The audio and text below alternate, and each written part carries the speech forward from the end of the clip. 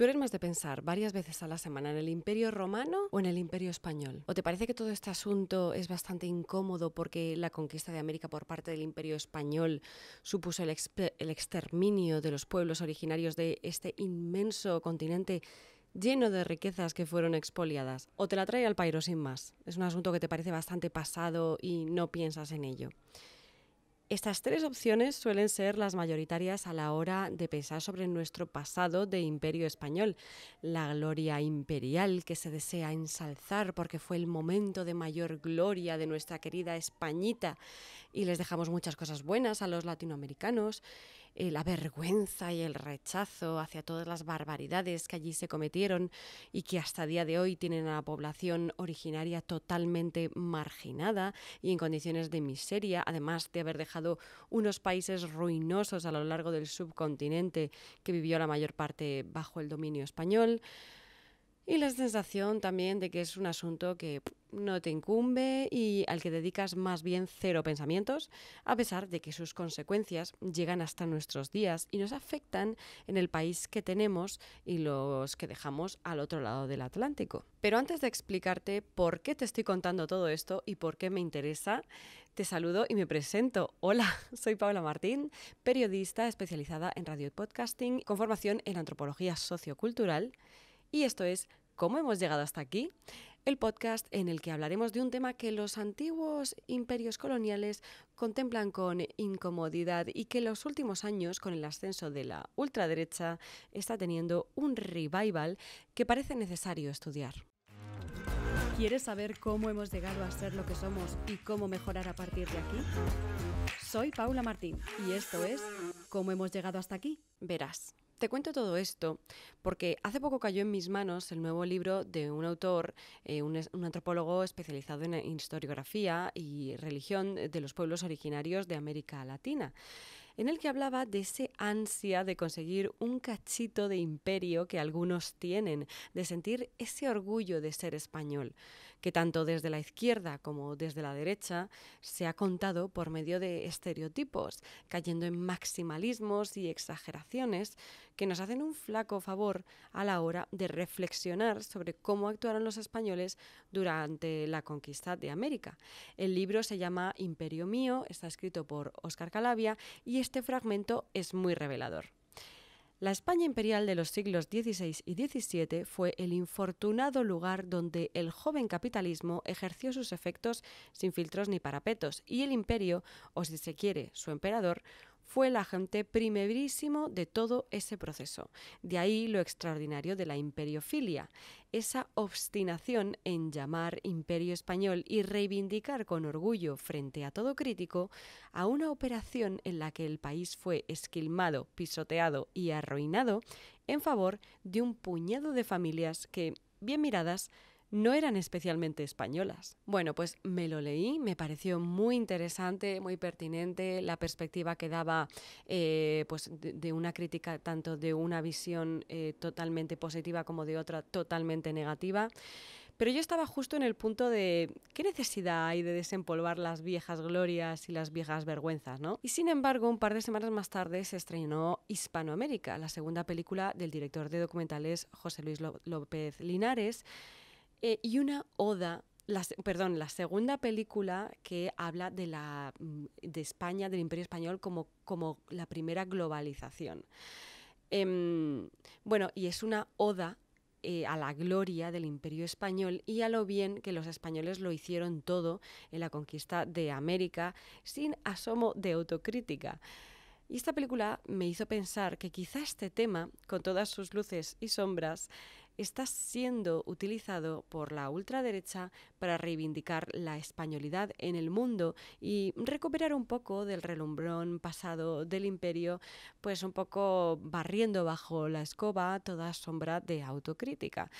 Así que fui a ver la película y decidí entrevistar a Óscar Calavia, el escritor de Imperio Mío, para entender un poco más de todo esto. Y lo que sigue es la conversación súper interesante que mantuvimos, que te recomiendo, además de la lectura del libro. Al otro lado del micro está Óscar Calavia. Hola Óscar, ¿qué tal estás? Hola, buenos días, ¿qué tal?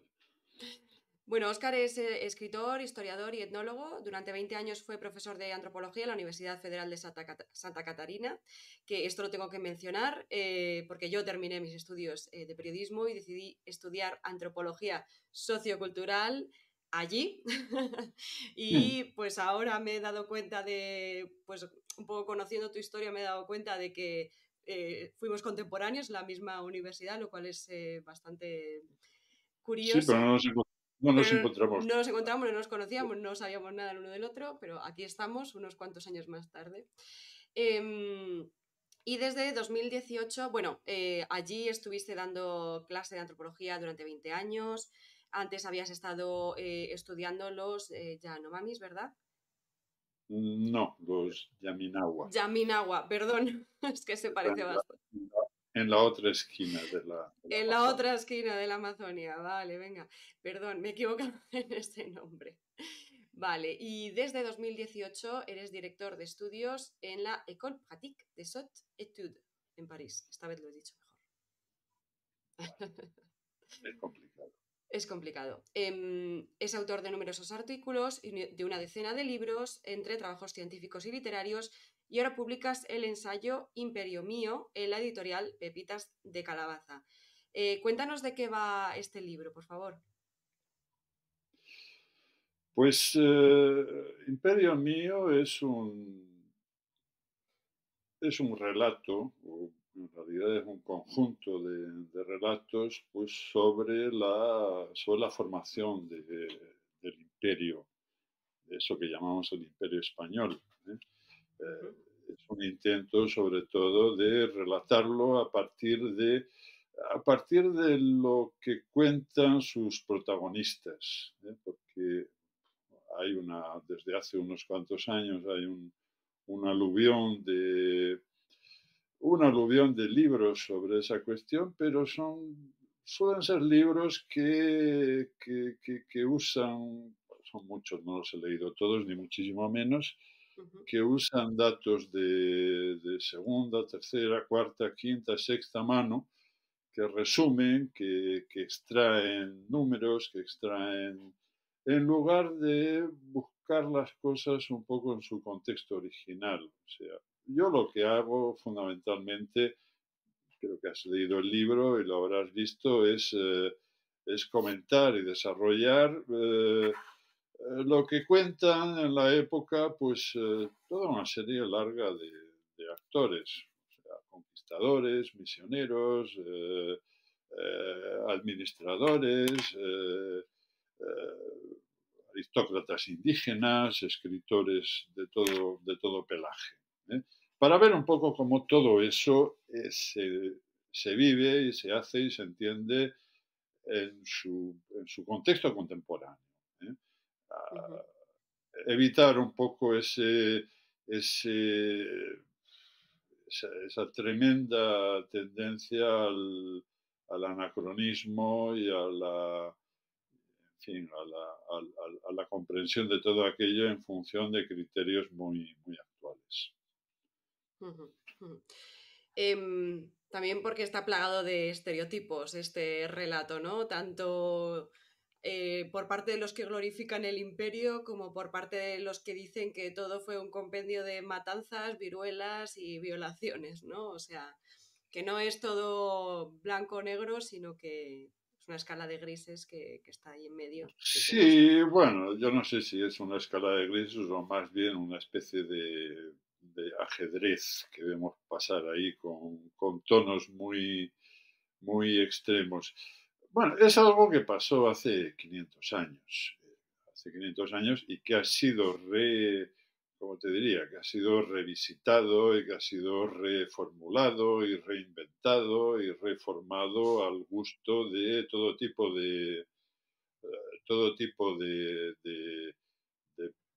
de corrientes de pensamiento y de corrientes políticas. O sea, ya en el siglo XVII ya hay, digamos, reinvenciones de la tradición indígena, eh, toda esa idea, toda esa idea de los conquistadores que suponemos que viene desde el inicio, pues en realidad se forma mucho más en el siglo XIX.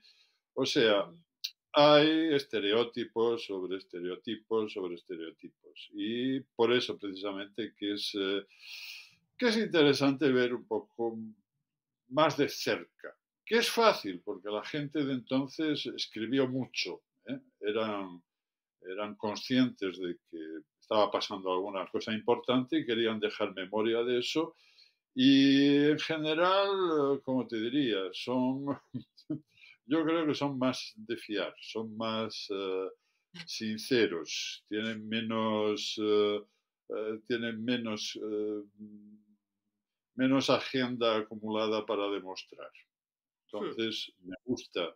Y yo creo que son textos interesantes, ¿eh? Por eso ujú. que yo hablo de apólogos de la conquista, porque, bueno, porque vemos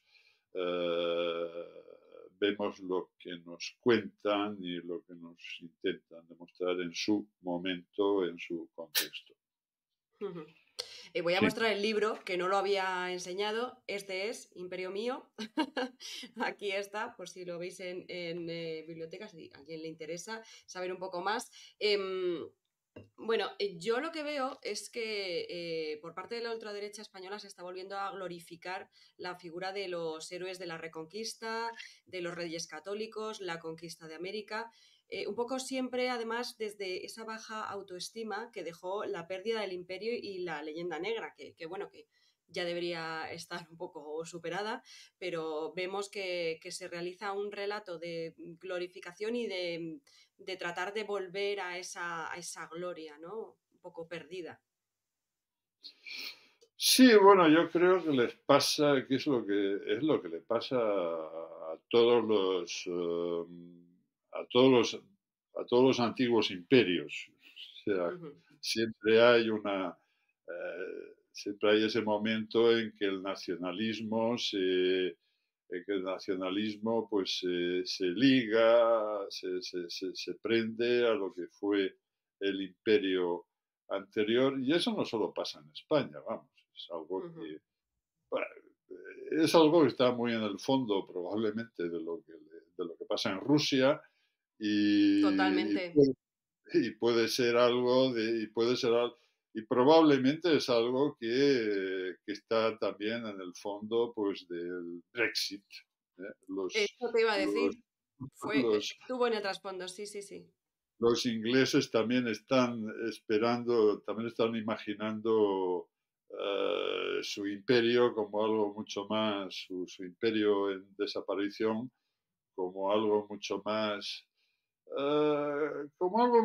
ligado a los intereses nacionales de lo que en realidad era, porque una de las cosas que yo quiero mostrar es hasta qué punto ese amor por el imperio, esa cosa de decir el imperio es mío, eh, se crea con el tiempo, pero no es una disposición inicial de los castellanos, por ejemplo, que muy por lo contrario se opusieron al proyecto imperial de modo bastante violento. Entonces, no, los imperios no se confunden con los nacionalismos, son algo bastante diferente, pero los nacionalismos asumen los imperios dentro de su, Ujú. dentro de su arsenal ideológico, imaginario, sobre todo. Yo quería añadir también una cosa, y es que, bueno, la ultraderecha ha asumido totalmente ese tipo de discursos, pero es interesante ver que ese, toda esa, toda esa glorificación del Imperio Español y de todos esos eventos históricos que tú has citado, no es una cosa que se inventa con el franquismo. Ujú.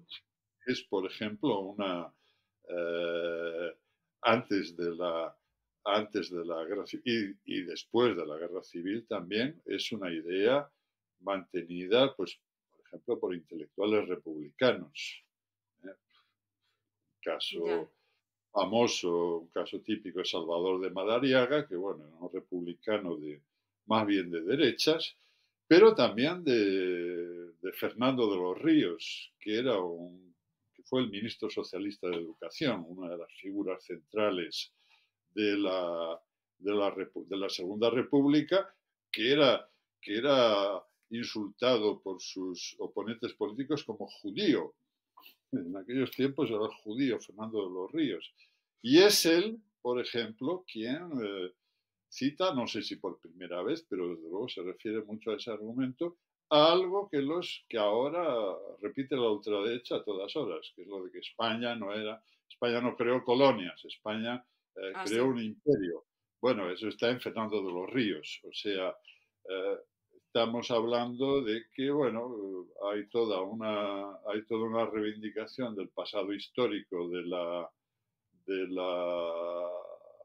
del país que como de algún modo ha sido abandonado por no interesa más esa reelaboración a la izquierda, pues ha sido asumido totalmente por la derecha, o más bien por la ultraderecha. Ujú, La derecha típica es muy globalista. ujú. Y es en este contexto que aparece el director de cine José Luis López Linares, que en 2021 estrenó el documental España, la primera globalización, en el que dice que pone el foco en defender y divulgar hechos ciertos de nuestra compleja y emocionante historia. Esto lo estoy leyendo de su web. Dice, Sí, el documental desmonta las mentiras de una operación de propaganda tan eficaz en el pasado, que es la leyenda negra, y pretende que los españoles vean que no tenemos que avergonzarnos de nada en relación con la historia de España. Es un poco lo que expresa él como motivación. Dice que nos han contado mal la historia de España, pero a mí la verdad que no me contaron apenas nada. Eh, digamos que la ESO, pues solo me contaron la fecha de descubrimiento, ningún detalle, ningún hito, y ahí hay como un vacío informativo, un silencio informativo, hasta el momento en el que se pierden las colonias. Y ahí sí que se nos habla bastante extensamente de la leyenda negra. Pero este señor, este director, tiene, bueno, tiene unos años más que tú, que he mirado la edad de ambos. Sí, y vamos, os debisteis educar con el mismo relato. ¿Cómo os contaron a vosotros la historia de España para que él diga que nos la han contado mal? bueno, no sé cuándo o dónde se la contaron a él. Yo debo decir también en fin, que yo no he visto estoy vivo en Francia, yo no he visto ese documental. He podido ver pues algún tráiler Yo lo he y visto por ti, no te preocupes que ahora señor, también lo sí, comentaremos. este señor López Linares, pues es de hecho el autor de alguna película de un documental que a mí me gustó mucho.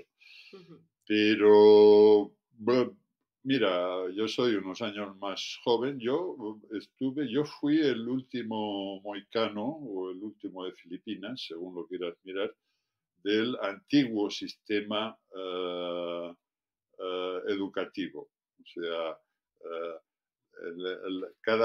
a cada año de escuela que yo iba haciendo, el sistema cambiaba para el siguiente y cambiaba, digamos, de un sistema, de una cosa más nacional católica, más influida por la falange, ese tipo de cosas, Ujú. a un programa de estudios más tecnocrático. ¿Eh? Claro, yo pues oí yo escuché unos resúmenes muy breves, casi nada, de la hazaña imperial, que consistía básicamente en que los españoles habían ido España había ido a América, había acabado con un estado de barbarie y de idolatría y había dado noticia de Dios a los indios. Yo creo que lo que se hizo con todo eso fue ni detallarlo más, ni cambiarlo para una versión diferente, que solo ha llegado mucho más tarde, ni nada. Simplemente el tema americano se fue olvidando. O Ujú. sea que yo no sé cuándo y cómo y por qué fuentes toda esta gente dice que nos han engañado, nos han engañado, nos han contado una historia. Yo no sé quién se la ha contado. ¿Eh? A lo mejor es que han pasado toda su vida en un internado calvinista en Suiza.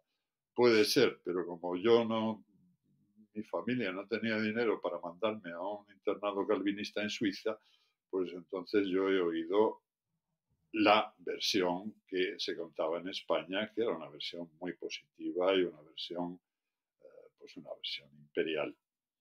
Ujú, ujú. Bueno, tu ensayo se publicó en marzo y Sí, yo me lo enviaron, me lo leí con la mente bien abierta, como de la misma manera fui a ver esta película, la segunda película que ha publicado este señor, López Linares, en abril. Se llama Hispanoamérica y bueno, pues me ha parecido un despliegue muy bonito de folclore y que da muestra pues, de la herencia española de la época pues, en el patrimonio arquitectónico, pictórico, escultórico, musical y traslada el siguiente mensaje expresado literalmente varias veces por académicos y estudiosos de Ecuador, de México, de Perú, de Bolivia. Menos mal que nos conquistaron los españoles, si no hubieran venido los ingleses y nos hubieran pasado a todos a cuchillo. Y también no nos conquistaron, nos invadieron, los conquistados fueron ustedes. Yo estas cosas las tomé nota en el cine porque me quedé alucinando. Es que lo dijeron varias veces. Es un tema como de mucha reverencia hacia España, de mucho reconocimiento, de mucha admiración. No sé si eso es lo sí. que has percibido tú también. ¿En dónde? Pues cuando has estado viviendo, bueno, pues en tus estudios y cuando has estado viviendo bueno, esta vez fue, en Ya. este caso fue Brasil, pero... Brasil, bueno, Brasil es una especie de versión lateral bastante diferente, pero que no deja de tener conexiones importantes con la versión española de la conquista. Ujú, Bueno, te diré lo siguiente, o sea, todo eso no es ninguna novedad.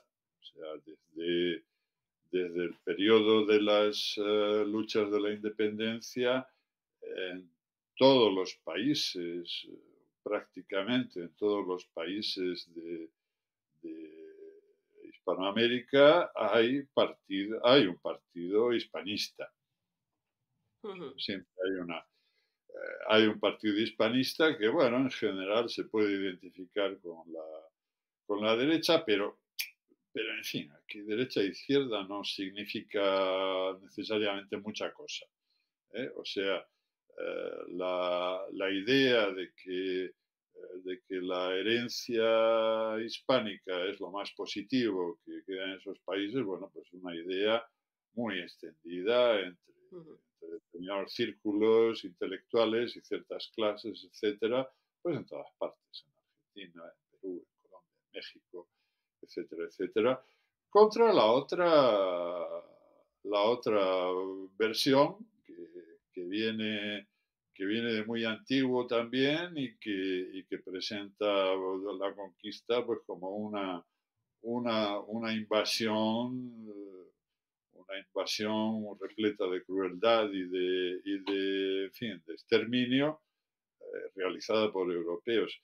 Y eso también eso es una versión de otro sector de opinión y de otro sector político que, bueno, en muchos casos se ha identificado con los liberales o después con los progresistas, pero que socialmente no es necesariamente tan diferente de los otros. O sea, no es la, en último término, lo uno y lo otro son ideas criollas, o sea, de los ideas de, descendientes de españoles y mestizos y... de españoles americanos. Claro. ¿Eh? Ujú, Entonces, no es una, en fin, no es una novedad, no han descubierto eso. Y luego, en cuanto a la historia de los ingleses que habían acuchillado a todo el mundo, bueno, los ingleses no habrían sido capaces de acuchillar a todo Entonces, a todos los mexicanos, probablemente los mexicanos los habrían matado y se los habrían comido, porque conquistar México no es tan, no fue tan fácil como, como alguien parece contar más Ya, recientemente. Es una también, te diría, que bueno, ahí vemos cómo, bueno, tenemos, nosotros no tenemos la exclusiva de la leyenda negra, ¿eh? Tenemos prácticamente todo, prácticamente no, con seguridad todo imperio tiene su leyenda negra, por lo menos todo imperio más o menos reciente. Ya no hay nadie que cuente leyendas. Bueno, se cuenta todavía una leyenda negra de los romanos, pues el circo, los leones, mm, esas cosas. Pero nosotros, por ejemplo, yo he oído a personas que deberían estar muy bien, que deberían estar bien informadas, decir tranquilamente que en Estados Unidos no quedó un indio ni de muestra. Bueno, ¿de dónde se sacan eso?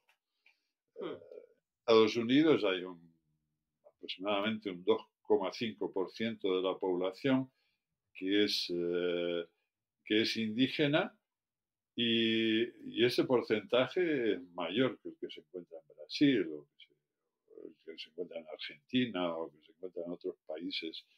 Entonces, lo que pasó con la población indígena tiene relativamente poco que ver con la política y con las intenciones de las potencias coloniales. Tiene mucho más que ver pues, con las condiciones sociales de cada uno de las condiciones de civilización de cada uno mm. de las grandes zonas. No es lo mismo o sea, Perú o Bolivia o México bueno, que el norte de México o que el sur de la Argentina. Ujú, ujú. Hay una idea que, bueno, que no he encontrado en tu libro, pero sí que he encontrado en este documental y es que los españoles fueron para allá con afán civilizador. Que si no hubiera sido por Isabel de Castilla, no existiría Occidente, porque en Europa, digamos que no existía como ese afán globalizador, civilizador, de extender la civilización, ¿no? Por todo el mundo. ¿Crees que hubo una intencionalidad clara en la conquista? Vamos a ver, para empezar, la conquista de América no es un proyecto que salga de la cabeza de alguien, de Isabel la Católica, o de Ujú, Cristóbal Colón, o de Hernán Cortés, o de yo que sé quién. Eh, bueno, sí, hay un montón de proyectos, hay un montón de ideas, cada uno va con sus intenciones y entonces, bueno, lo que acaba ocurriendo es producto de la interacción entre todos estos proyectos que entre sí no tienen mucho que ver. Ahora, si me preguntas sobre la intención de los llamados conquistadores, o sea, de los que hacen, de hecho, de los que, de los que, de los que realizan la conquista propiamente dicha. Bueno, yo creo que a ellos la idea de civilización y de globalización no les pasa mucho por la cabeza. Lo que ellos ciertamente quieren es, lo que ellos ciertamente buscan es ascensión social. ujú, Se ha dicho de siempre se ha dicho de siempre que la conquista de América y se empezó a decir uno de los intelectuales más próximos vamos, Lope de Gómara, que es algo así como el gran propagandista del Imperio Español en su primera fase.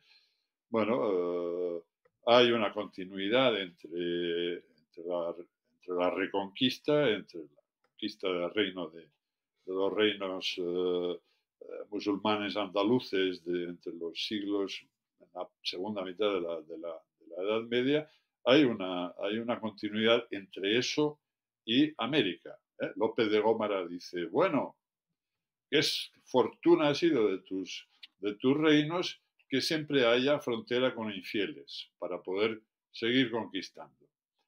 Ujú. Eh, es decir, hay una frontera con un mundo que no es cristiano y que por lo tanto no está incluido en ese sistema político, jurídico, moral que constituye la cristiandad. Conquistar países en Europa en ese momento es una cosa complicada porque supone abolir otras soberanías. Entonces los conquistadores lo que quieren más es, creo que es una expresión que se usa en la época, valer más con las armas en la mano. O sea, Ujú. ascender de una posición pues, de hidalgo pobre o de labriego pobre o de miembro del AMPA, que también los hay algunos, hasta entre los más ilustres, eh, pasar de eso a ser un señor feudal. O sea, Ujú. conquistar vasallos, conquistar tierras y conquistar sobre todo mano de obra que la trabaje. ¿eh? Ujú. Bueno, luego eso ciertamente pues se combina pues con las ideas religiosas o el fervor religioso de cada uno en fin, con las ambiciones de cada uno. Pero si hay algo que importa a la gente es conseguir honra. Y la honra es algo que se consigue fundamentalmente librándose del trabajo manual Ujú. y teniendo subalternos, teniendo vasallos, teniendo súbditos que cuiden de esas cosas y te paguen tributo, Ujú. ¿eh? Te mantengan de alguna manera. Entonces, no hay que darle muchas vueltas a eso porque basta leer lo que cuentan los conquistadores para ver qué es lo que les interesa, ¿eh? Qué es Sí, lo que buscan. el oro y la honra a través de no tener que trabajar gracias a ese dinero, ¿no? Es un poco lo que expresas tú en el Sí, libro, que eran, digamos, labriegos pobres, ¿no? De España, campesinos, bueno, gente que aquí no tenía un poco dónde caerse muerta y que iban para allá.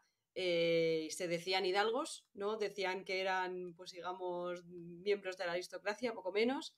Se vestían de seda, ¿no? Que estaba reservado un poco a las clases ah, más sí, nobles.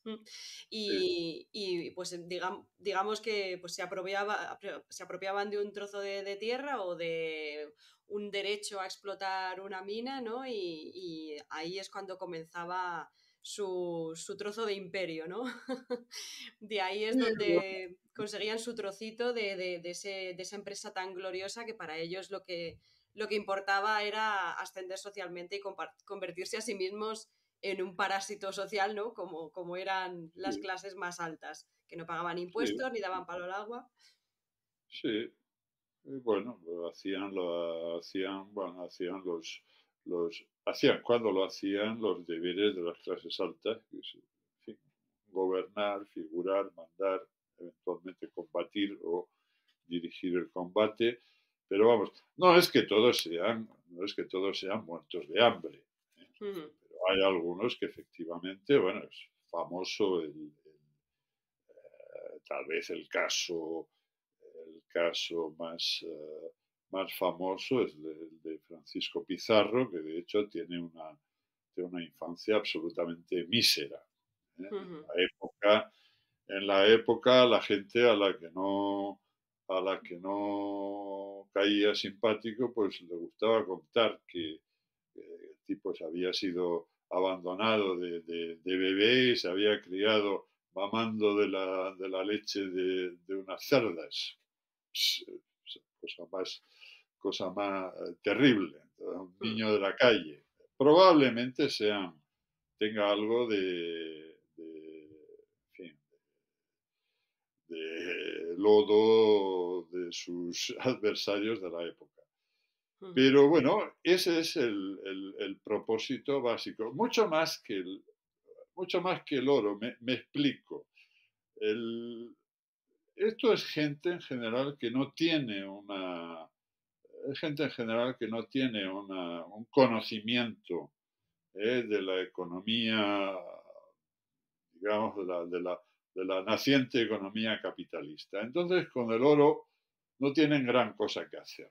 Básicamente, muy pocos o casi ninguno se hizo rico con el oro que expolió por aquí y por allá. ujú, ¿Por qué? Bueno, pues porque para sacarle provecho del oro hay que ser banquero. Y ujú, esta gente no eran banqueros, estaban mucho más interesados en el oro, pues como una muestra del oro es aquello que tienen los aristócratas, que tienen los reyes, entonces hacer exhibición de lujo, pues es una muestra de eso a lo que quieren llegar allí. ujú, ujú. Claro, aquí aludes a otro de los estereotipos, ¿no? Que es el expolio que se hizo de las Indias por parte de la corona de Castilla. Bueno, la corona sí que se benefició de todo ello, pero digamos que no. Que bueno, en primera instancia fueron estos guerreros, ¿no? Estos conquistadores los que realizaron todas estas acciones, pero con ánimo eso, de crecer en su honra. En su honra. Em, Luego hablas de que lo de la evangelización era por si surgían críticas, ¿no? Que ponían en duda el derecho de conquista de la corona y de los conquistadores. Mientras que en Hispanoamérica se dice que España fue allá con una misión evangelizadora. Y lo que querían era promover el mestizaje, porque España era un país mestizo, lo que querían era promover un poco todo eso.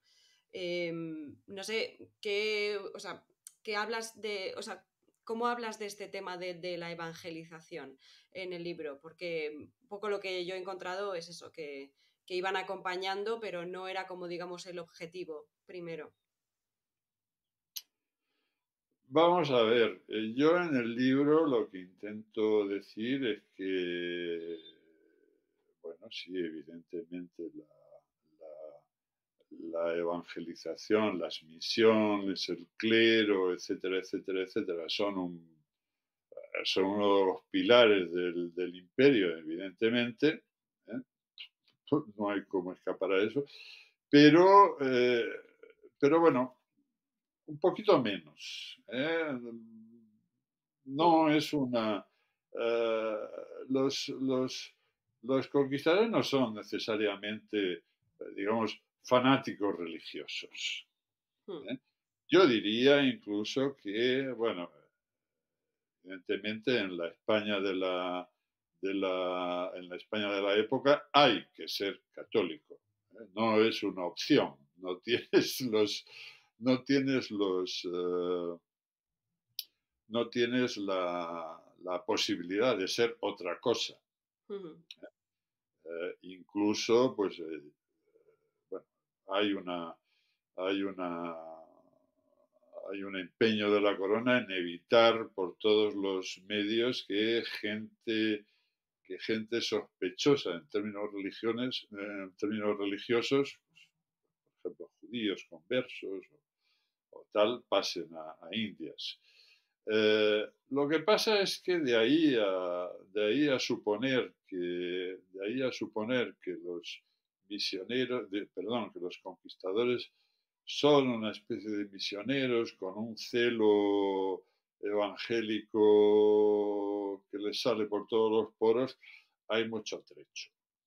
Hay hmm, muchos, hay muchos conquistadores que tienen en fin, que tienen un interés bastante reducido por la religión.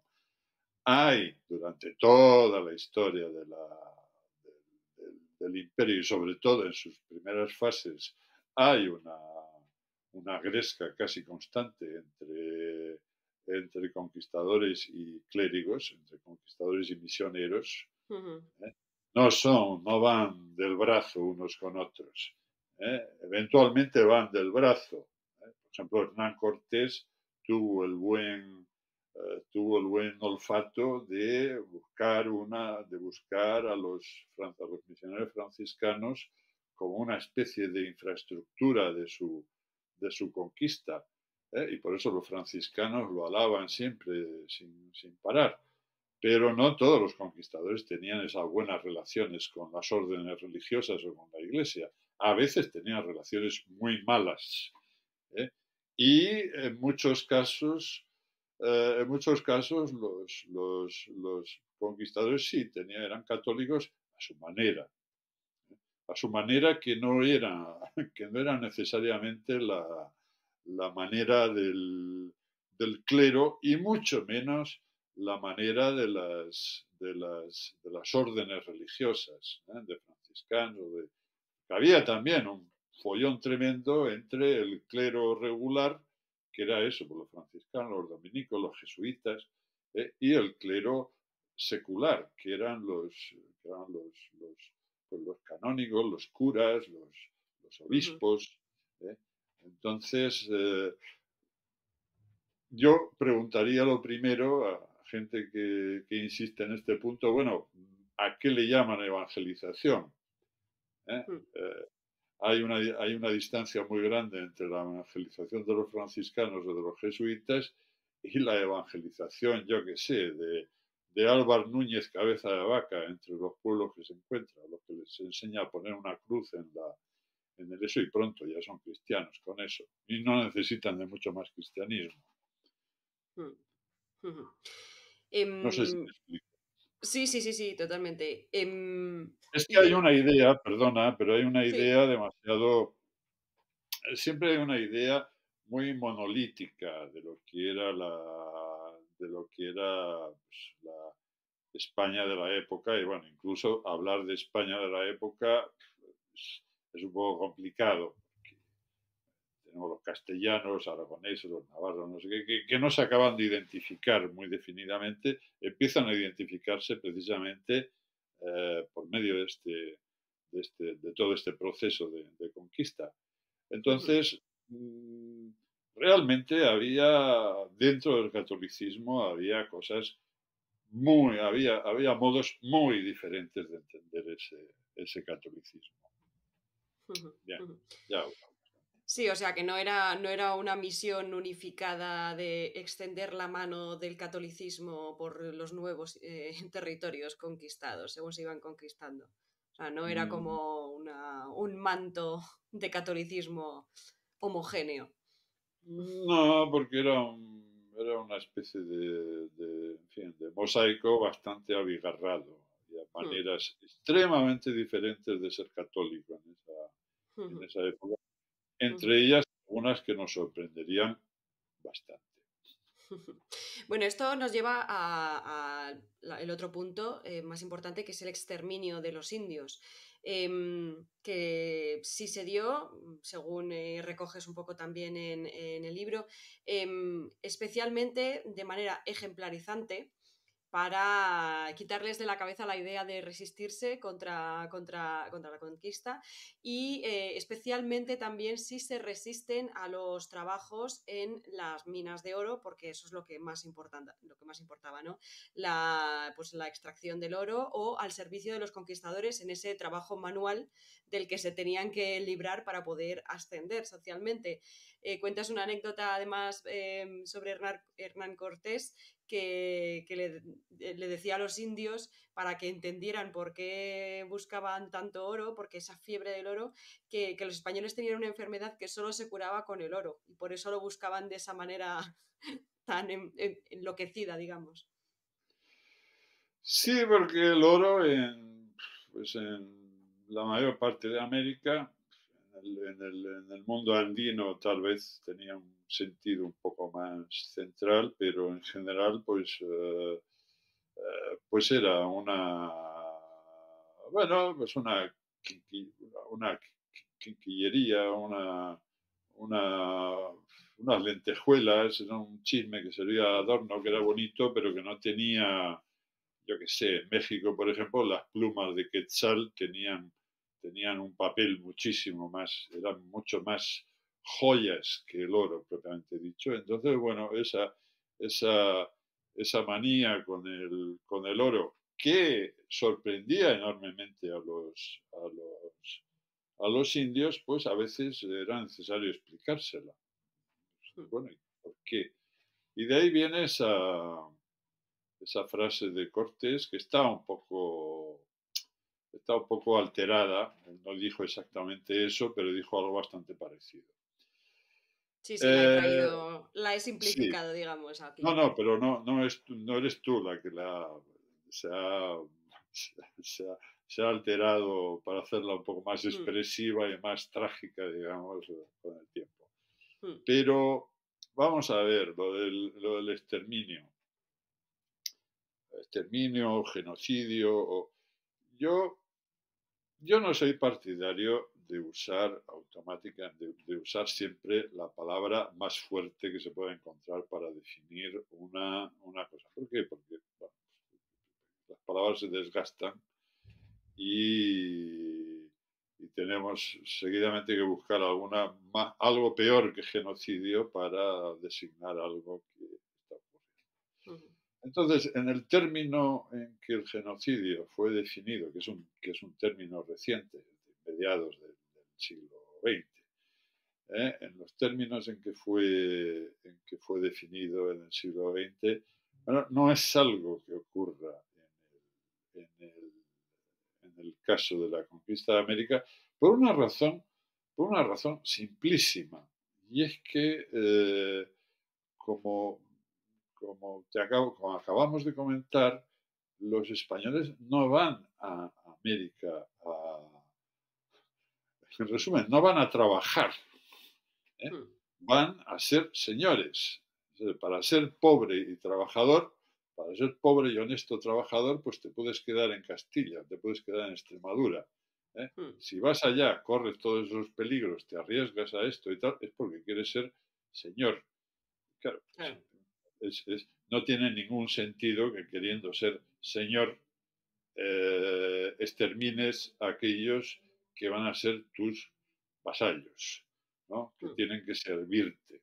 Eso, ujú, el exterminio, de poblaciones se da en aquellos casos en que tú quieres sustituir una población que ocupa un territorio por otra mm, población de la que tú ujú, también dispones. Y eso se hizo también, eso se hizo también en la América española, pero de un modo, digamos, marginal y bastante después. Porque en principio, bueno, era muy poca gente y que había ido allá no había ido allá a trabajar la tierra. Eso está ujú, más claro que el agua, lo dice todo el mundo, lo dicen los conquistadores, lo dicen los misioneros, lo dice el rey Felipe II, lo dicen los consejeros del Consejo de Indias, todos se quejan que es que los españoles no quieren trabajar allá, y claro que no quieren trabajar allá. ¿Eh? Además, todo eso lo dice gente que no trabajaría con las manos ni aunque lo matasen. ¿Eh?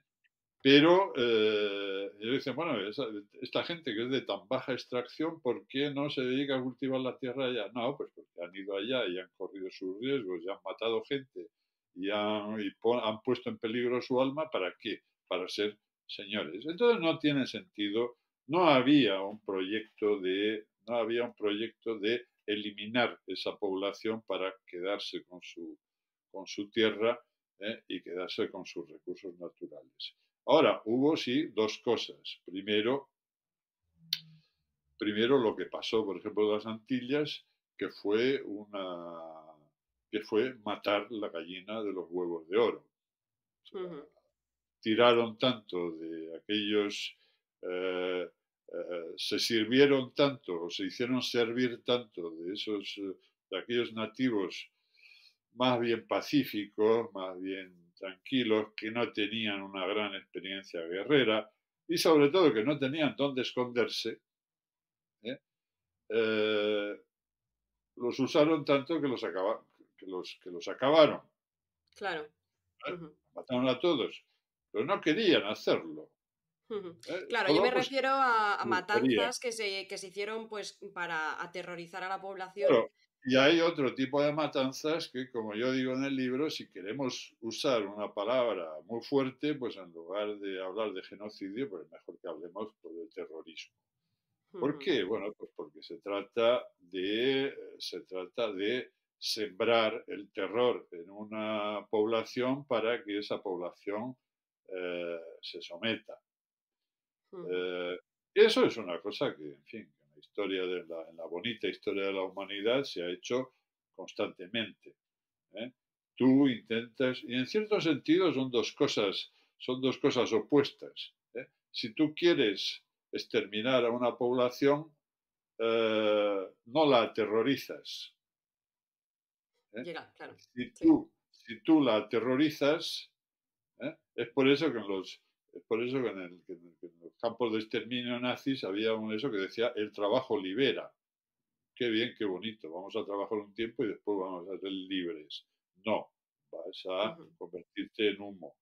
En el caso de, en el caso de tal, pues se aterroriza a las poblaciones a las que no se quiere exterminar, ujú, porque tienen que servir a los nuevos, tienen que servir a los nuevos señores. ¿Eh? claro. Y en el tema este de que decías del oro, bueno, pues las grandes cantidades de oro que se extrajeron y que pues esta gente no sabía cómo emplear el oro porque pues si hubieran querido darle provecho a ese oro que extrajeron, pues lo hubieran puesto a trabajar, ¿no? O lo hubieran puesto a trabajar en plantaciones, en granjas y tal, pero que ni de coña lo iban a hacer porque no iban a trabajar manualmente nunca jamás en la vida, a eso iban, pero tampoco lo No. pusieron a trabajar como banqueros en inversiones porque tampoco conocían pues, nada de la economía. Y entonces lo que produjo esta abundancia de oro, tanto en las colonias como en la metrópolis donde llegó y en toda Europa, fue una inflación que ríete tú de la que tenemos ahora, ¿no? Sí, bueno, se ha hablado mucho de ese tema, se ha dicho pues que hay aquella teoría según la cual es la subida de precios causada por los metales americanos, que además quiero hacer un inciso, es más bien la plata que el oro. El Ujú, oro, las cantidades de oro que se sacaron de América no fueron extraordinarias. ¿Eh? ujú. Lo que sí salió en enormes cantidades fue la plata. Entonces, eso hizo subir los precios en- en Europa de una manera, y para empezar en España. ¿Eh? Claro, Creo que yo cito al Inca Garcilaso que vivía en Córdoba y hacía la comparación entre lo que le habían costado unos zapatos 20 años antes, cuando había sí. llegado a España, y lo que le costaban al día. ¿Eh? O tanto que, bueno, pues tuvieron que crear nuevas monedas porque ya no se podía contar en maravedís.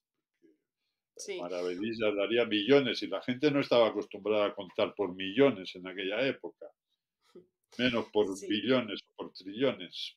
O incluso la anécdota de la sopa de sapos que tuvieron que Ah, comer porque no había nadie cultivando la tierra ni haciendo trabajo manual, estaban todos en la fiebre del oro y de la plata, ¿no? Y una sopa de sapos, que era lo único que podían, digamos, cocinar, pues costaba como si fuera, yo qué sé, el mayor manjar de la tierra. sí, Pero sí, me bueno, interesa, me interesa el tema de la inflación porque nos lleva al tema de por qué España se empobreció de la manera en la que se empobreció y que, bueno, cuentas en el libro bueno, que fue también un compendio de razones, ¿no? Pero que la inflación es una de las teorías que explican pues, la ruina del imperio y la posterior pobreza del país, ¿no? sí. Bueno, en fin, para empezar, no soy historiador de la economía ni economista y no voy a ser yo el que va a resolver la cuestión de por qué España salió arruinada de su imperio mientras que Inglaterra se forró. Bueno, es muy es un asunto que obsesiona a los españoles en la época. O sea, no es un invento, no es una cosa que nos hayamos puesto a pensar hace 4 días. ¿Eh? En la España de los siglos XVI y sobre todo XVII, pues salían como, era casi un chiste de la época, que de cada esquina salía un arbitrista, pues un tipo, en muchos casos, precedentes muy dignos de la economía, de la ciencia económica posterior, que analizan en aquella época, bueno, por qué el país se está hundiendo en la miseria. ¿Eh? Ujú. Porque eso no lo dicen los ilustrados franceses de dos siglos más tarde. Es una cosa que aparece constantemente en todos los pensadores españoles, vamos, castellanos sobre todo, del siglo XVI y del siglo XVII, que no hacen nada más que enviarle informes al rey para, para decirles, para criticar cosas que se hacen y proponer modos en fin, de solucionar todo eso. O sea, hay una conciencia de que la política imperial está arruinando el país. De hecho, de hecho para los, lo que está claro es que es una economía, toda ella, que está al servicio que está al servicio de una política imperial que no es española. Vamos a Claro. ver, ¿no? Vamos a ver si nos entendemos. ¿Eh? Los nacionalistas y ultranacionalistas españoles, los españolistas, lo primero que tendrían que hacer sería abominar del imperio. O sea, el imperio fue básicamente lo que arruinó todo el interior de, de España, en particular Castilla, que era, un, que era una zona con una, pues con una industria bastante pujante en los años, en el siglo XV, por ejemplo, y todavía a principios del XVI, y que simplemente fue arruinada por, Ujú. por, por Carlos V y por sus sucesores, y etcétera, que por el contrario fomentaron la industria donde en los Países Bajos. Claro. Eso no se suele decir, pero es que la política, es que no olvidemos que si hay algún periodo de la historia en que, en que la península ibérica ha visto su política supeditada a los intereses de Bruselas, es la época de Carlos V. Y no con la Unión Europea. A Carlos V todo el mundo cuando aparecen las series de televisión o tal, pues aparece como un señor, como un digno y serio y austero señor castellano que habla como si fuese de Valladolid. Carlos V tardó en aprender el castellano y lo hablaba con un fuerte acento francés. Ujú. Porque su lengua original, que no materna, era era el francés. Claro. Y durante Es decir, lo que es paradójico en ese sentido es que el colonialismo, o sea, el imperio, digamos, sometió a los pueblos de la península ibérica, en último término, a la misma expoliación en pro de un imperio global que sometió a los pueblos americanos.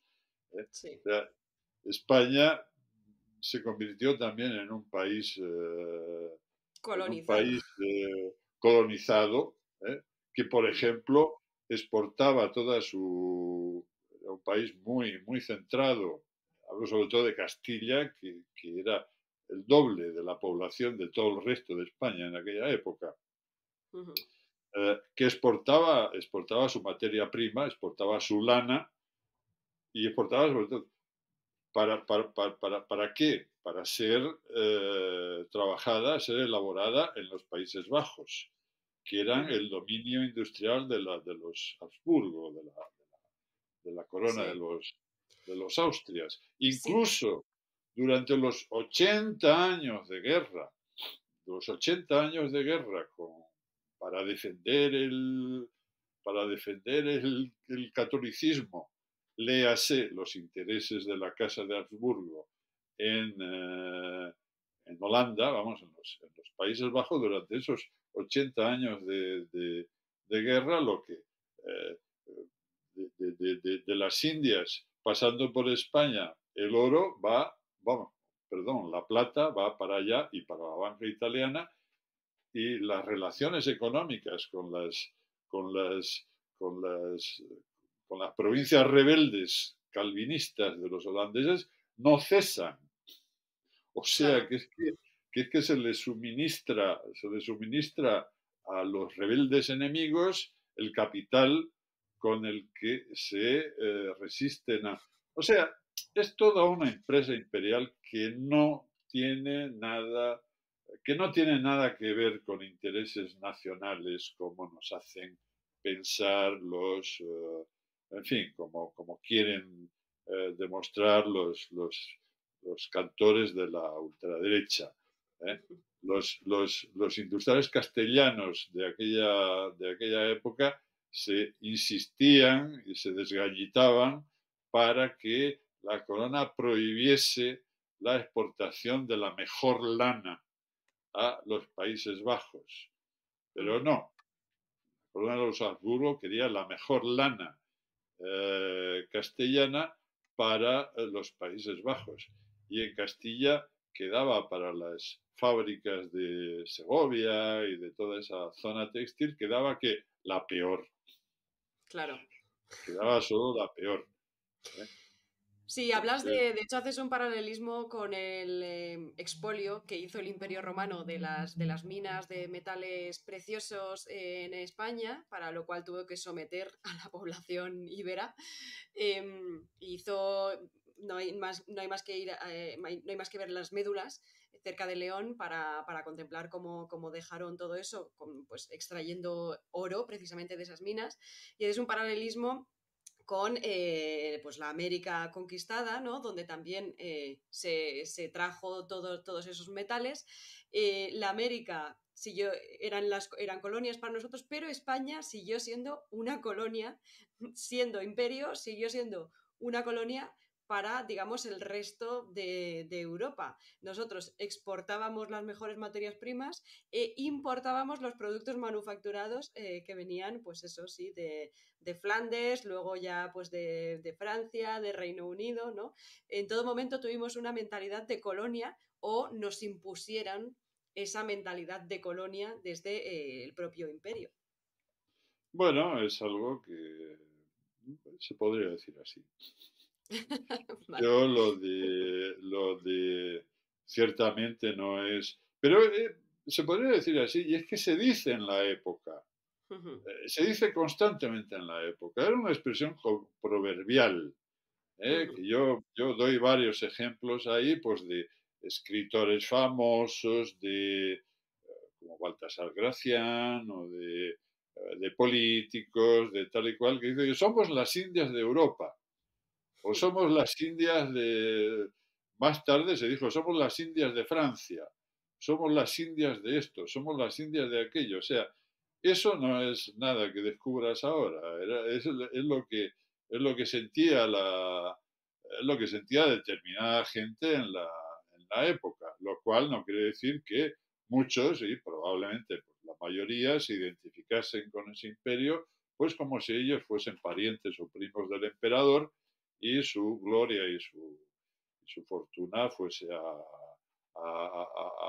resumar hacia ellos. Luego también, claro, lo de los romanos, ya he dicho, creo que lo digo en el libro, sobre los romanos hay consenso. Nadie quiere retroceder en esa historia hasta los romanos.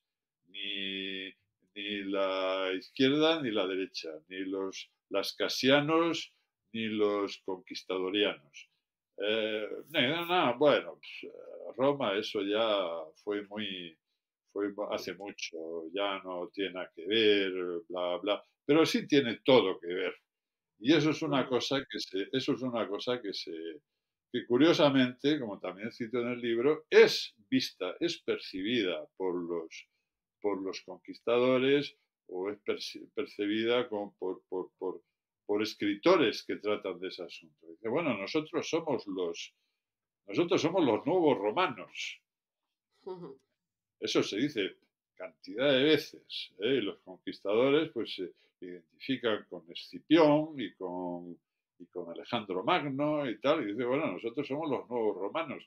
Y a veces también, no pocas, cuando se ve a, cuando se ve a poblaciones indígenas que se resisten bravamente, que no es el caso de todas, pero cuando se ven poblaciones indígenas que son muy tenaces, pues en el caso de los entonces llamados araucanos del sur de Chile, ¿eh?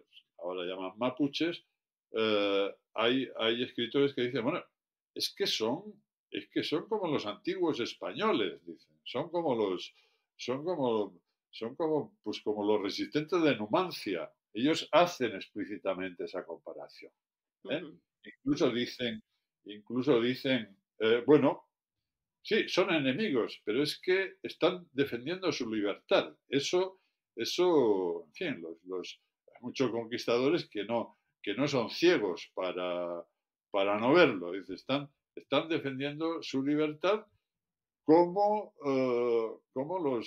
pues la gente de Numancia se defendía contra los Claro. romanos. ¿Eh? Ujú. Y claro, la analogía continúa porque, claro, qué es lo que nos ha dejado el Imperio Romano? Parece Parece la vida de Brian. la famosa era de la vida de Brian. ¿Eh? Sí. Pues, pues, pues nada, pero los acueductos, la lengua, las vías, el derecho, no sé qué. Hay un montón de cosas. Entonces, Ujú. los imperios, de hecho, construyen un montón de cosas. Ujú. ¿Eh? Que sin las cuales no sabemos vivir ya. Claro. ¿Eh? Pero Sin las nadie cuales no sabe cómo sabemos vivir hubiera ya. continuado la historia para Claro, una población sometida en caso de no haber sido conquistada por un imperio, digamos. no conocemos una historia de la humanidad sin imperios. Claro. ¿Eh?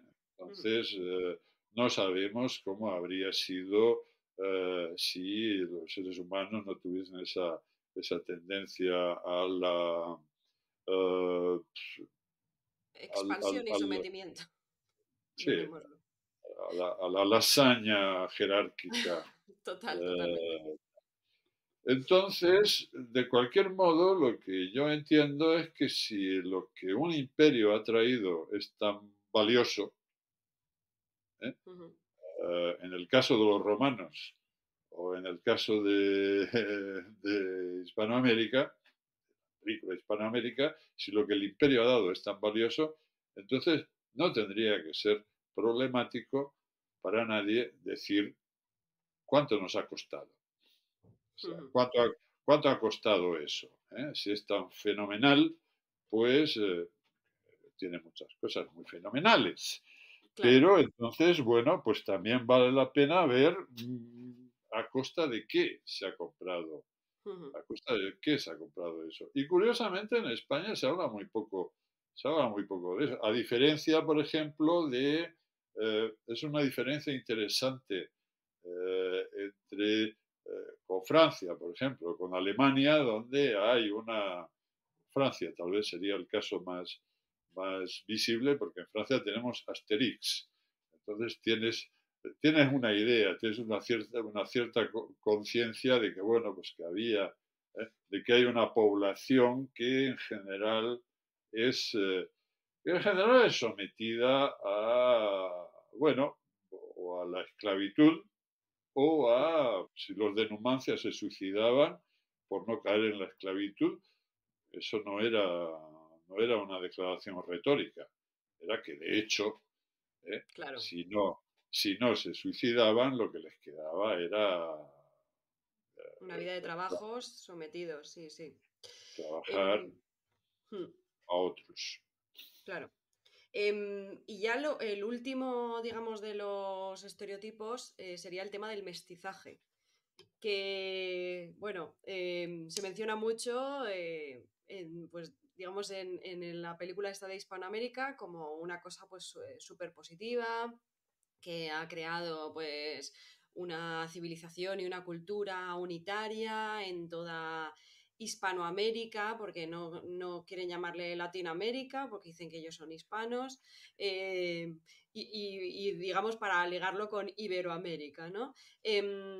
Sin embargo, claro, el mestizaje se dio porque los conquistadores tuvieron descendencia con indígenas. Es que esto, o sea, no hay cosa más simple que eso. La cuestión es cómo lo hicieron y también los descendientes, cuál fue su categoría, ¿no? Cuál era, digamos, no solo su categoría legal, sino, pues, digamos, a nivel de la honra de esos mismos conquistadores, ¿no? Cómo los consideraban a sus descendientes.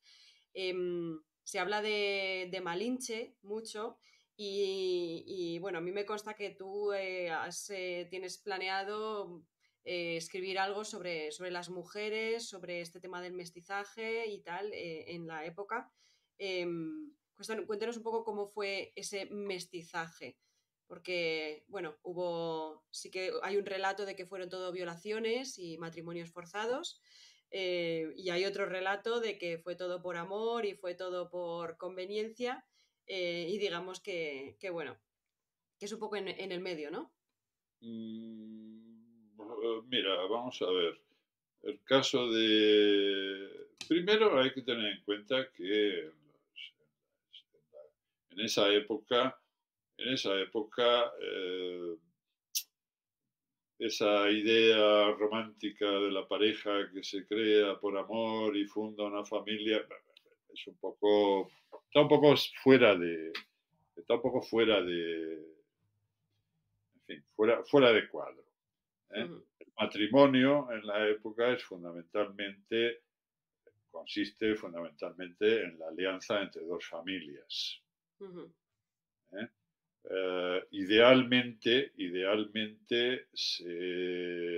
Idealmente se quiere que el marido y la mujer se amen y tengan un interés mutuo. Sí, a Pero, posteriori, ¿no? Que surja. pero eso no es necesariamente lo más, bueno, no es de ningún modo lo más importante. Ujú, ¿Eh? Son alianzas entre familias y eso es lo primero que cuenta. Claro, ¿en qué medida era posible realizar? Le dicen, bueno, que se casan los españoles con las indias. Bueno, no hay familias españolas en América. Lo que hay en América durante mucho tiempo son hombres en general solos, porque ujú. hay muchos que han dejado la mujer en España y dicen que son solteros y eventualmente se casan.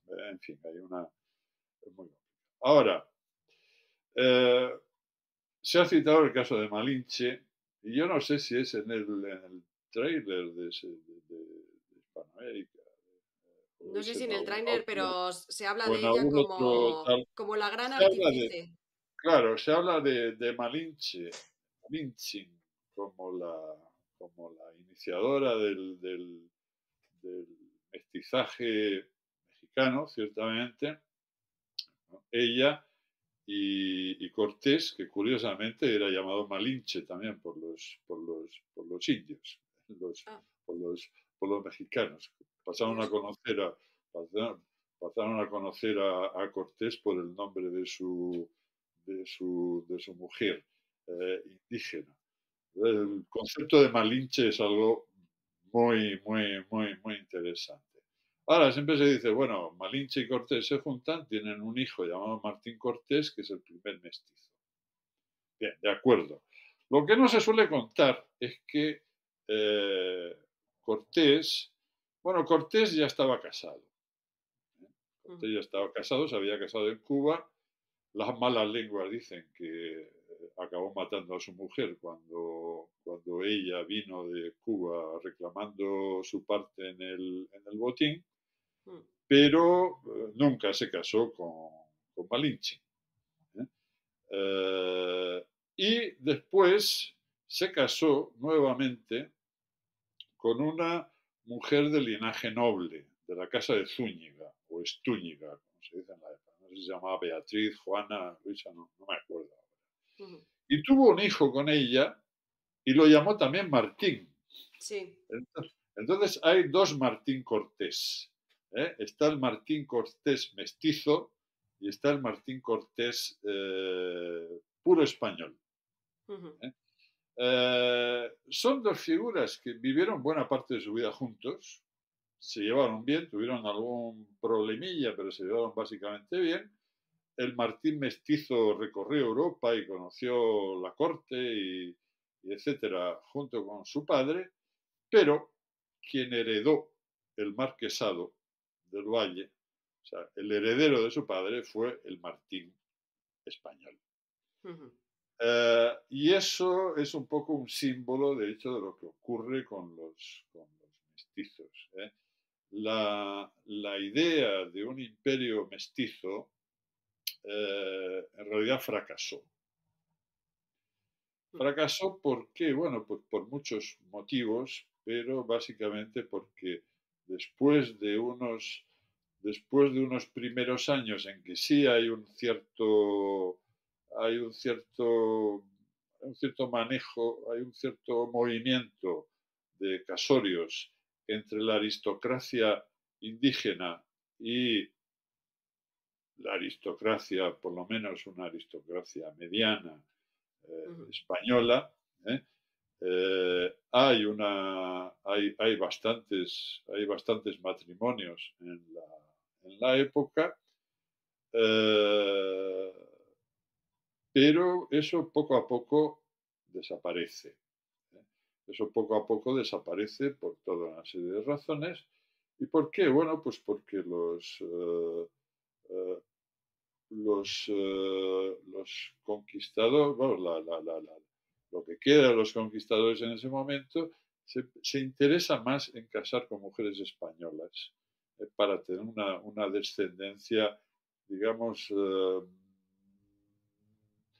de un estatus mayor. Ujú. Tengamos en cuenta que todo ese proceso, la España de aquella época y también los propios imperios azteca o inca, son sociedades enormemente clasistas, enormemente estratificadas.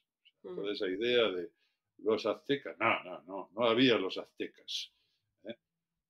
Había los mexicas y había una nobleza que estaba muy claramente separada de otras. Y esos matrimonios se dan con quién? Se dan con los aristócratas.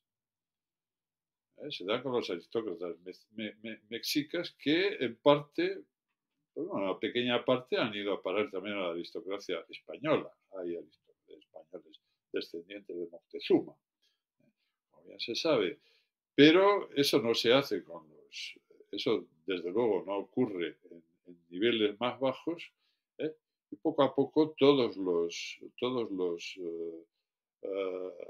todos los conquistadores, incluso los que han llevado una vida marital más o menos estable con mujeres, eh, con mujeres de allá, pues prefieren, digamos, casarse Mm. con una española de buena cuna.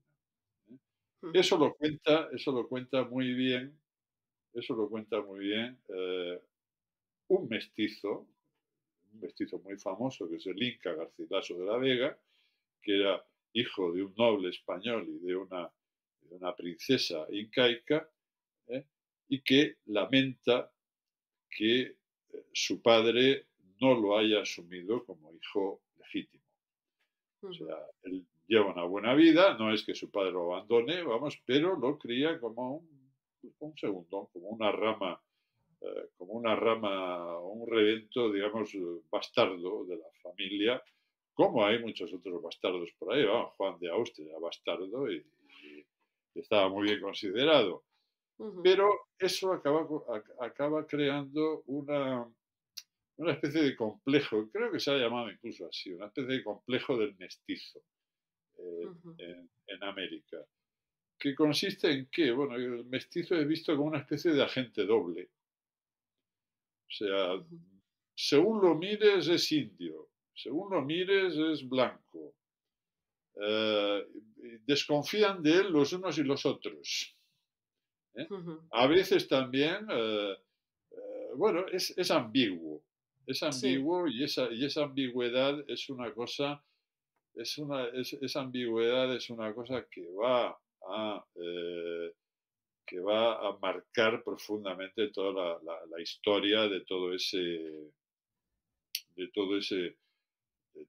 todo ese continente, ¿eh? ujú, Que no la marca tanto no la marca tanto en los Estados Unidos, porque, bueno, porque allá no es que haya menos cruce, no es que haya menos cruce biológico, digamos, lo que hay es mucha menos capacidad de los hombres para reconocer a sus hijos legítimos.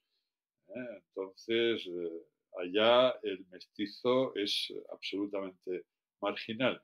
Mientras que en la América española el mestizo es pues algo incontrolable. O sea, igual ujú. puede liderar revoluciones indígenas diciendo yo soy descendiente yo qué sé, de Atahualpa, ¿eh?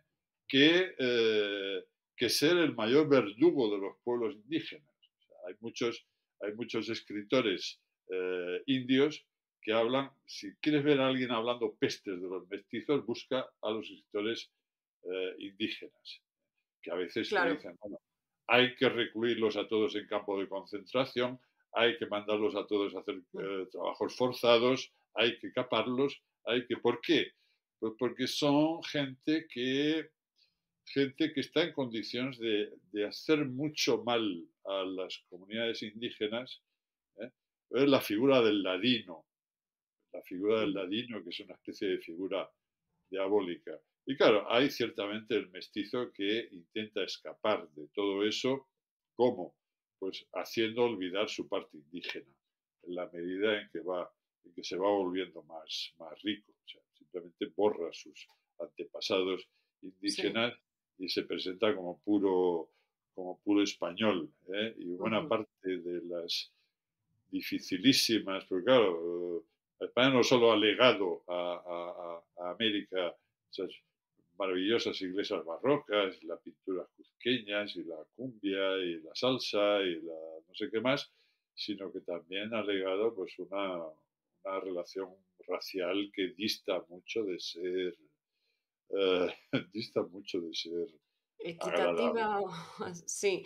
No, Sí, precisamente a esto quería llegar, a la relación actual de los indígenas, o sea, a la situación actual que digamos que, bueno, pues con toda esta historia de sometimiento, de trabajos, de luego también las pestes que se extendieron accidentalmente, pero sí que es cierto que contribuyeron, como mencionas tú, pues a lo largo del tiempo a inclinar la balanza demográfica del lado de los blancos.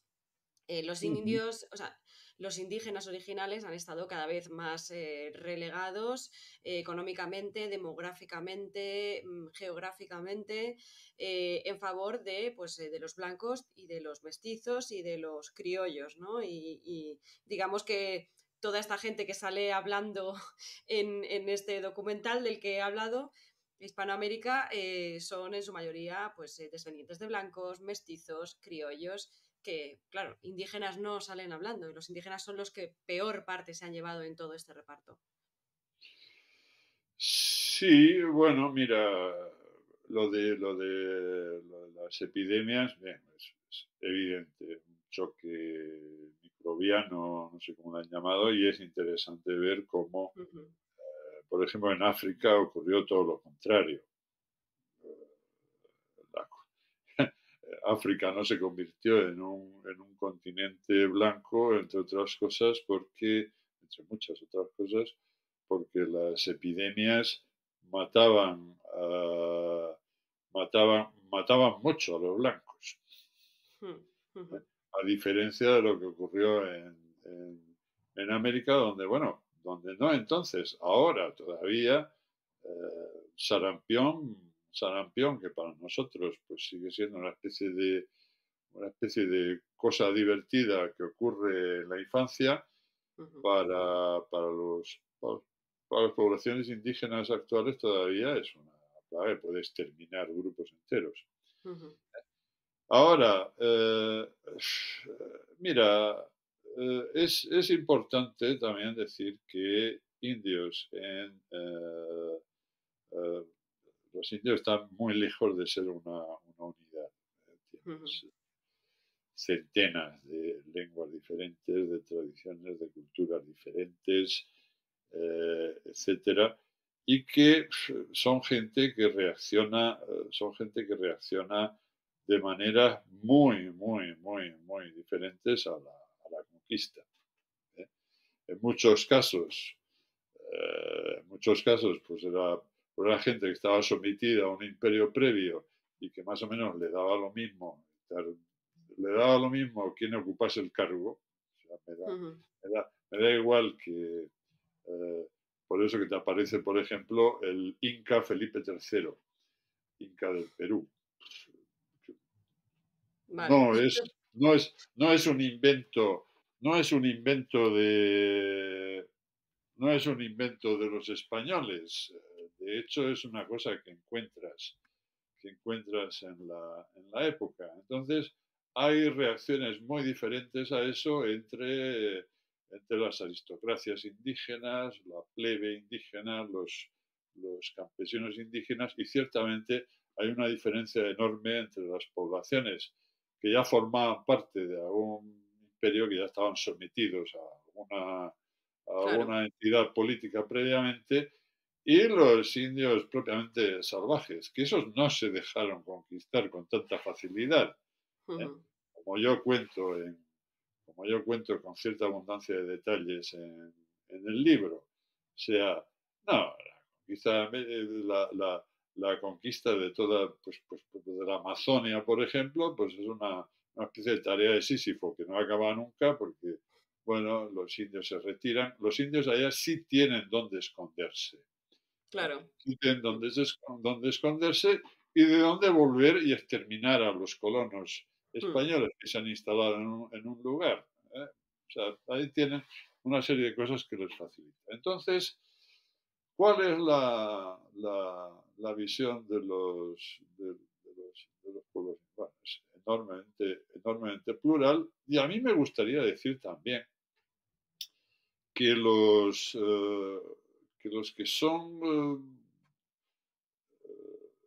que los pueblos indígenas que se mantienen con una identidad indígena actualmente, ciertamente son herederos de todo aquello y son, digamos, herederos de la esclavización o mm, de las matanzas, de la conquista, de tal y cual, pero no los únicos. No los únicos porque los pueblos indígenas que se mantienen con una identidad indígena y con una lengua indígena, en cierto sentido son los que han salido mejor parados. O mm. sea, los, los verdaderos descendientes los verdaderos descendientes De la digamos, conquista. de las brutal, los verdaderos descendientes de lo peor del imperio y de lo peor de la conquista, de la explotación continua y de los traslados de población y de las, en fin, de las guerras y de todo eso, en muchos casos son esa población que es una población de todas las razas juntas, que es enormemente pobre, pero que no tiene una lengua que les distinga, ni una tradición eh, que les distinga, o sea, que son el pueblo pobre, el subproletariado indiferenciado. Ujú, Entonces, no se arregla el pasado únicamente llegando a un acuerdo con los, con los, con los pueblos autóctonos que se mantienen que se ujú. mantienen como tales. ¿Eh? O es evidente que, bueno, son de todos modos pueblos que tienen bueno, sus derechos como pueblos indígenas, o sea, nacidos allá, como pueblos Sí, originarios, como primeros habitantes, y que es algo contra todo lo que los desarrollistas de todo pelaje suelen decir, es algo enormemente positivo, incluso para los países, reconocer esos derechos y reconocer a esas poblaciones y mantener esa diversidad de paisajes y de sistemas ecológicos y de un montón de cosas. Entonces, yo creo que es lo más justo que se puede hacer y es una cosa en la cual ciertamente las repúblicas, las repúblicas independientes de América no se han mostrado mejores que sus no. antecedentes coloniales. ¿Eh? Mm, Es interesante, hay que decir, por ejemplo, que una de las primeras medidas que toma Simón Bolívar eh, como gobernante es es la abolición de las comunidades indígenas. ¿Eh? O sea, ujú. es ese tipo de política que ahora los indigenistas clasifican como lo peor que se puede hacer, que es, bueno, pues simplemente acabar con la noción de pueblos indígenas y de comunidades que que habían sido reconocidas o habían llegado a un cierto, habían sido, digamos, conformadas de esa manera durante el periodo colonial.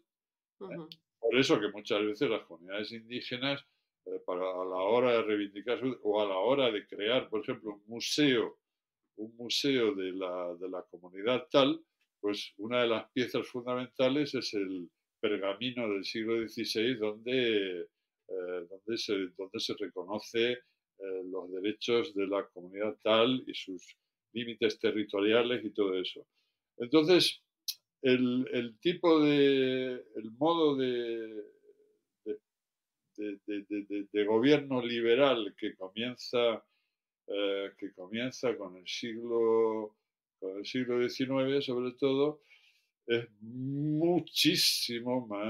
mucho más despiadado con estas comunidades, porque claro, los integra en la nación como individuos, pero los integra evidentemente en el nivel más claro. bajo que se puede encontrar y elimina todos aquellos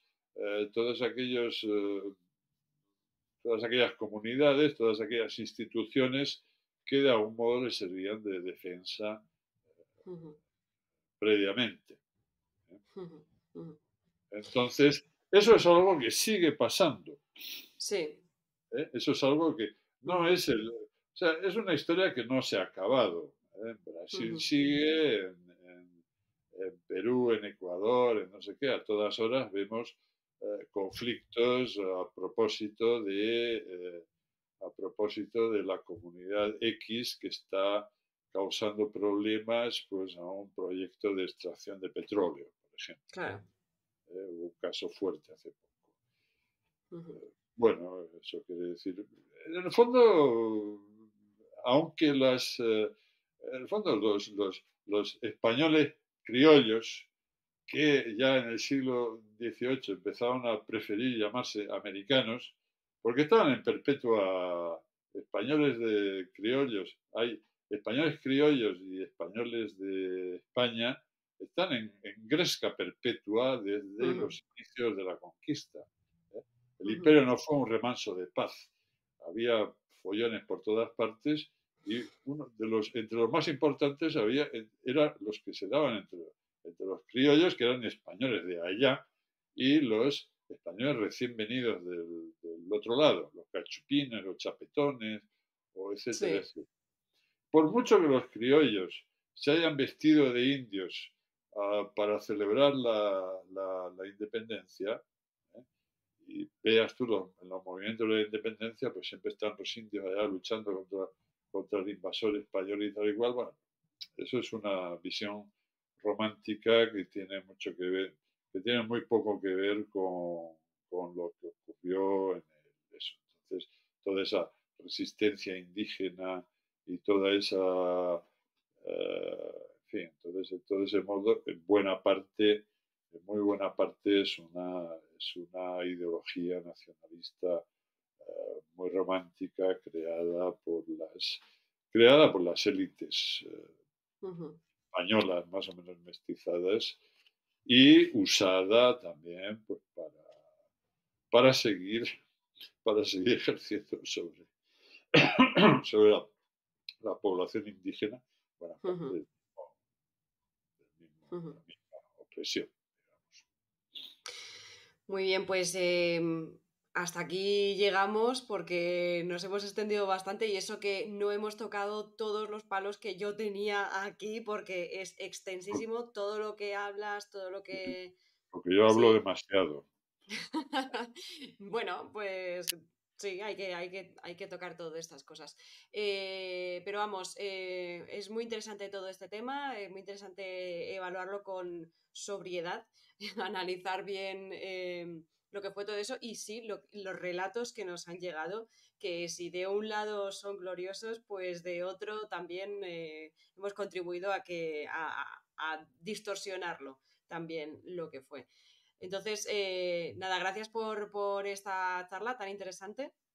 Y nada, yo animo a leer tu libro, la verdad que me ha parecido muy, muy interesante, muy entretenido también, que es de agradecer también en un libro tan de este, digamos, de este peso y de un tema que es un poquito estomagante como españoles. Mm. Así que nada, gracias Oscar y nada, pues eso, nos seguimos escuchando. Gracias a ti, Paula. La entrevista ha sido muy extensa y lo vamos a dejar aquí. No va a haber una reflexión posterior la semana que viene. Publicaremos un episodio de entrevista también. Pero sí que es cierto que me gustaría hacer una pequeña reflexión sobre que es importante hacer las paces con este pasado imperial para reforzar unas relaciones entre España y Latinoamérica que hasta hace nada, y aún sigue pasando, siguen siendo muy asimétricas. Existe un amor-odio hacia la antigua metrópolis, pero siempre desde la admiración o el temor a quien es más poderoso, ¿no? Y ahora yo veo que se está dando un intercambio cultural muy rico que está contribuyendo a un poco tratar de igualar esas relaciones, más hablar de tú a tú. Y, por ejemplo, lo veo en los podcasts, en la literatura, me parece un terreno muy fértil y muy rico para que se dé esa toma de autoestima y esa toma de conciencia sobre, bueno, pues que hay que normalizar nuestras relaciones presentes, pero eso sí, leyendo la página del pasado que correspondió con todo lo que pasó. Y bueno, por eso me parece interesante también hacer este tipo de reflexiones y, por supuesto, como siempre, pues informarnos verazmente con fuentes de aquí y de allá sobre la historia, que es tan importante conocer.